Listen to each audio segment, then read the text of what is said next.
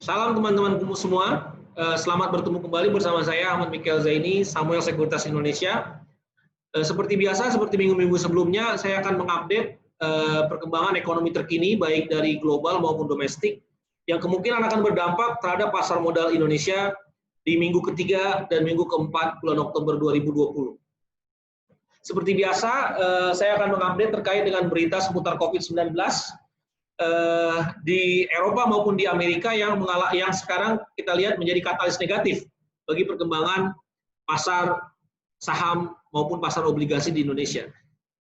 Dikhawatirkan akan terjadi third wave maupun second wave di luar negeri, terutama di Amerika maupun di Eropa, di mana kasus harian di sejumlah negara Eropa itu sudah mulai lebih tinggi dibandingkan posisi bulan Maret dan bulan April 2020. Begitu juga dengan kasus harian COVID-19 di Amerika yang kembali mengalami peningkatan. Nah, di tengah katalis negatif dari luar negeri, ada juga berita katalis positif dari dalam negeri, di mana pemerintah Indonesia diperkirakan akan mengimpor vaksin jadi dari Sinovac dari China, sekitar 3 juta dosis di bulan November, dan kemungkinan 30 juta dosis di bulan Desember. Nah, keberadaan vaksin ini kemungkinan akan berdampak positif bagi penurunan kasus harian COVID-19 di Indonesia. Jadi ketika vaksin sudah tersedia, kemungkinan diharapkan antibodinya juga akan terbentuk bagi orang yang sudah menerima vaksin, dan kemungkinan akan menurunkan tambahan jumlah kasus harian COVID-19 di Indonesia. Dan ini akan merupakan berita positif. Selain berita positif dari dalam negeri, ada juga dari China, di mana data pertumbuhan ekonomi China membaik di kuartal ketiga 2020 jadi 4,9%, sebelumnya di kuartal kedua menjadi 3,1%. China yang merupakan pangsa ekspor terbesar Indonesia, sekitar 25-30% pangsa ekspor Indonesia itu akan bertujuan ke negara China. Ketika ekonomi China membaik, tentu akan berdampak positif bagi ekspor Indonesia yang akan membaik, dan itu akan berdampak positif juga bagi rupiah. Ketika rupiahnya positif, menguat, kemungkinan juga akan berdampak positif bagi indeks harga saham gabungan kita. Nah, selain itu, para pelaku pasar juga akan menanti minggu ini khususnya akan menanti perkembangan data ekonomi di Amerika terkait dengan pasar properti di Amerika.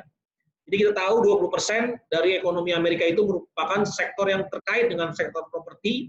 Jadi ketika sektor properti data-datanya membaik, itu akan memberikan signal bahwa ekonomi Amerika juga akan mengalami perbaikan.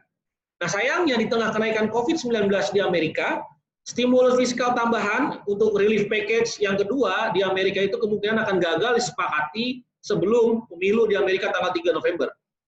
Jadi dengan gagalnya kesepakatan ini, kemungkinan itu akan menekan indeks harga saham gabungan global minggu ini.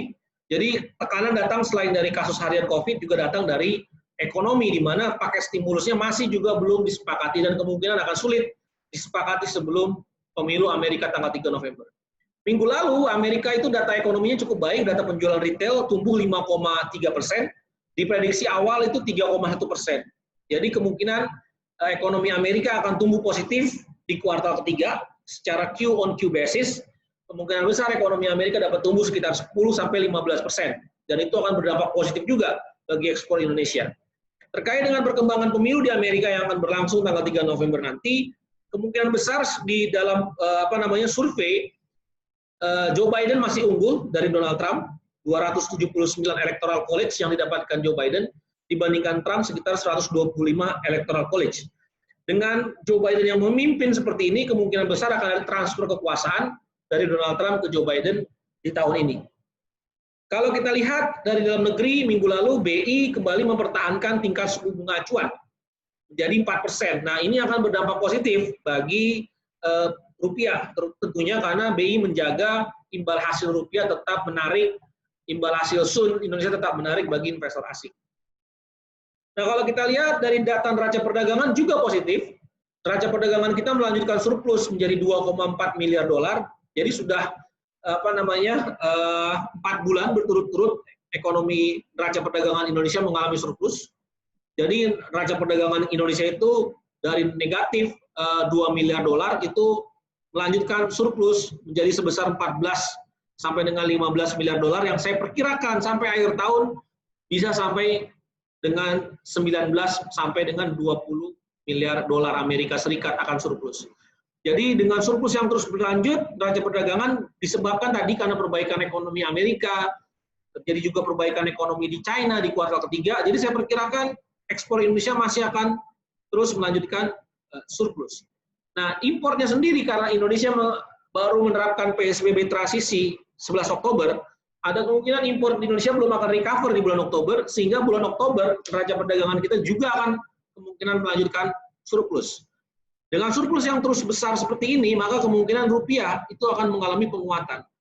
Nah, selain berita dari neraca perdagangan, kita juga ada berita positif, datangnya dari pembentukan, kemungkinan akan terbentuknya Indonesia akan memiliki sovereign wealth fund, di mana lembaga ini akan mengelola aset-aset strategis nasional yang kemungkinan juga akan mendorong arus modal asing masuk dengan adanya sovereign wealth fund ini, pengelolaan investasi, dan tentunya juga nanti tujuannya adalah untuk membiayai proyek-proyek strategis nasional dengan adanya SWF ini. SWF ini akan berdampak positif bagi kegiatan aktivitas investasi Indonesia di masa akan datang.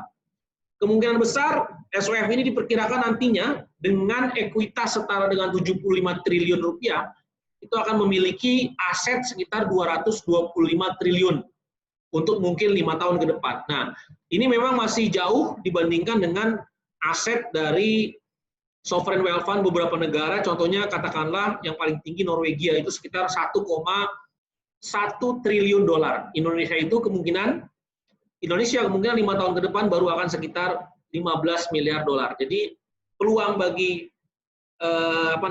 kenaikan dari sovereign wealth fund ini di Indonesia masih akan cukup tinggi potensinya. Terus kalau kita lihat dampak dari sovereign wealth fund ini kemungkinan akan positif bagi sektor-sektor karya. Kemungkinan sektor-sektor karya ini yang punya aset strategis nasional seperti waskita, katakanlah ya, adikarya gitu ya, itu akan positif karena kemungkinan besar pemerintah bisa mengakuisisi aset-aset dari perusahaan-perusahaan karya ini dari melalui lembaga SWF ini. Tentu akan mendapatkan kinerja positif tentunya bagi perusahaan-perusahaan sektor karya. Nah, ini adalah sektor-sektor emiten-emiten yang kita anggap positif terdampak oleh Undang-Undang Omnibus Law seperti Waskita Karya, Wijaya Karya, PTBP, Adikarya maupun Jasa Marga. Dari obligasi sendiri kita lihat para pelaku pasar semakin yakin bahwa yield obligasi Indonesia itu akan cenderung turun. Dilihat dari yield spread antara yield Sun 10 tahun dengan 5 tahun yang menunjukkan semakin landai. Artinya apa? Artinya investor sudah mulai memanjangkan durasinya dari 5 tahun itu menuju ke 10 tahun. Sehingga ekspektasi para pelaku pasar yield Sun ini akan kembali cenderung turun. Sampai dengan tanggal 19, yield Sun yang 10 tahun sudah berada di posisi 6,6 untuk yang 10 tahun, 6,6%.